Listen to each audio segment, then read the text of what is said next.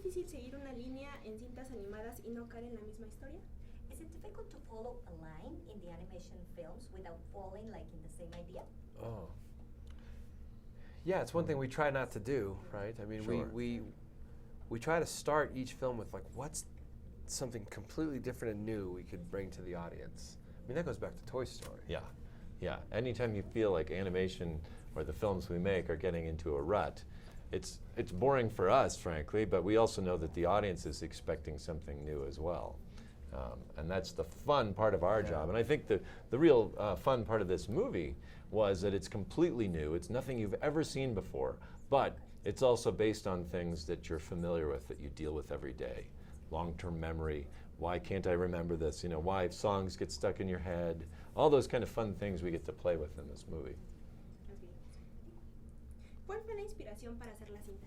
What was the inspiration for this film? Well, it kind of started watching my daughter, who was 11 when we started. So Right. this was right at the end of Up. And Jonas and I were thinking about what are we going to do next? And meanwhile, I'm watching my daughter, who used to be a very goofy, funny little kid, and then she's 11, getting a little more serious and quiet. You know. And then thinking, well, I wonder what's going on in her head. And I wonder, what about emotions? So instead of thinking about the brain and blood and things like this, what if we went in the mind and we could bring to life emotions as characters? That could be really what animation does best. And that was very exciting. Yeah, that was fun. It was a fun idea, and I thought that was worthy of a movie, and we pitched that to the studio, and they did too. John Lasseter said, let's make this. El mundo de la mente es sumamente complicado. ¿Tuvieron ayuda científica para imaginar cómo sería la mente de Riley? The world of mind is really complicated. Did you have any professional guidance to find out how Rayleigh's mind would be like? Yes, we did. We did. We needed professional help Yes. because it was such a big idea, and we wanted to make sure we were doing it correctly. We wanted to make sure we understood emotions and memories and the functionality of the mind. And again, not the brain. We didn't want it to be inner space and physical. We wanted it to be interpretive and so forth. But we started with emotions and how many are there and what are their roles and why do we have them, right? And that was really the biggest telling thing for us in defining how we might write this film. And finding those roles, I think, helped us design the characters. They certainly helped write as I was writing, knowing the underlying motivation behind anger. You know, that he's all about fairness, or that disgust is about purity, you know, keeping things clean. And that was a huge help in figuring out who these characters were and who to cast for them, you know, the voices and everything. Tengo entendido que la cinta estaba en producción desde 2012. ¿Por qué no avanzaba? I think I've heard the film was under production since 2012. Why wasn't it progressing or advancing? Actually, it was in production before that. Yeah, it's even longer. Yeah. It's been about 5 years from beginning to end. But that's typical. That's Yeah. actually common from all the films I've worked on. It's about that time. I agree. I think at Pixar, this is the only place we've worked, but it was progressing very slowly. Right. But I think the great thing about Pixar and Disney is the studio gives us the time we think we need to make the film, you know, worthy of coming out. And so we screen the movie to ourselves just on storyboards that we draw many times, every 3 months. And we judge it. Does it feel like it's good enough, or what do we need to do? And it just takes time. I mean, we wrote and did that for 3.5 years, right? That was writing, yeah, Writing. and rewriting and rewriting. And then it was about 1.5 years, you know, to 2 years maybe to produce the film, the actual shots. Building And that's the about the sets. studio average. Yeah. And sometimes, you know, we don't crack them, and sometimes we do. But yeah, we kind of fit in the normal box of Pixar.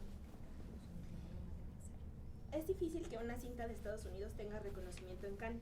La suya fue ovacionada 2 veces. ¿A qué lo atribuye? It's difficult for a film of the U.S. to actually be recognized or you know, awarded by the audience in the Cannes Film Festival. Yours, the audience gave you 2 ovations for this. How did this happen? How do you feel? It was pretty overwhelming. You don't know how it happened. I don't know. Yeah, and you know, they warn you at the beginning, like the audiences are very vocal. If they don't like something, they'll boo. You know, they don't like. So we were nervous going in, And it was a little quiet during the screening, but as the lights came up, everybody started applauding. They stood. It was a 10-minute standing ovation. It was fantastic. It was very nice. Very heartwarming. I'll tell you this too. I think it's one of the greatest honors that we've ever experienced, because we love movies. We love making movies, and we love making animated movies. But we've never thought of animation as being just for kids. Right. Right. A lot of times it's put at the in a different category. It's thought of differently, or it's thought of as younger. So to be invited to the Cannes Film Festival, I think what it did for us was it told us that other people, very important people in cinema, see our films the way we see them, which is just as a film. You're not qualified by animation or tagged with a genre, and so that meant a lot to us. Ok. Si hicieran la cinta de nuevo, ¿qué harían diferente? If you were doing the film again, once again, what would you be doing differently? Good question.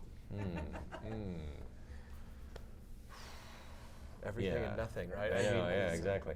I mean, the weird thing is, for every film that we've worked on, you don't really know where it's going at the beginning. So you go into this dark tunnel, and you're feeling your way along the sides, and you feel like, oh, wait, there's an opening over this way. And you get to the end, and it's a dead end, and you have to go backwards. And so the whole time, you're kind of in the dark as to where this is leading to. You hope, as you go into that tunnel, that it's going to go to some great, shiny new land, but it's kind of dark there for a long time.